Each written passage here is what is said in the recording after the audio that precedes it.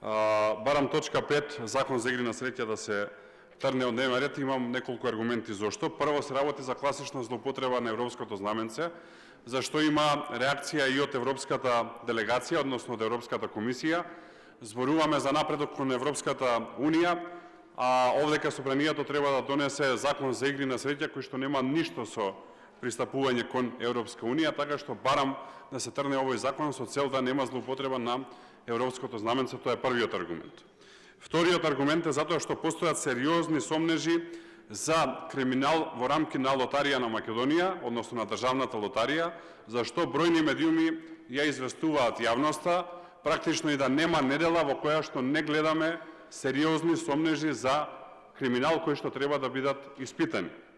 Понатака со законот се прави обид да се легализира една лиценца за така наречени ВЛТ апарати или видеолотариски апарати и 3 лиценци, за мене најспорно, за онлайн игри на среќа, да поедноставам за јавноста, на телефон децата да можат да се обложуваат или, да бидам повулгарен, да се коцкаат.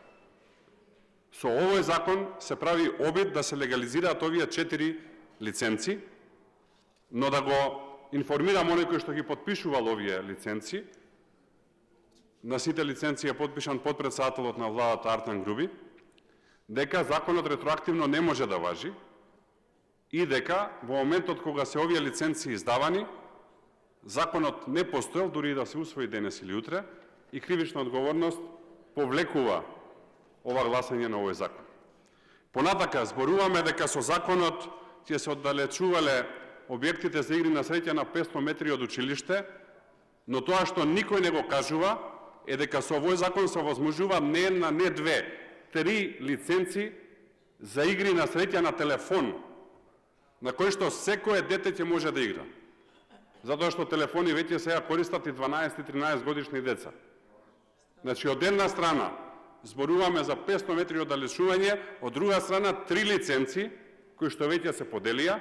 Една отиде на српски Моцарт, една отиде на заемнички капитал на фирма од Црна Гора и Косово и трета отиде на бугарски капитал. Значи, овие 3 компании ќе можат да прирадуваат онлайн игри на среќа, на кои што, повторувам, деца од 12-13 години ќе можат да се обложуваат и да ги трошат парите кои што не се нивни, туку на нивните родители.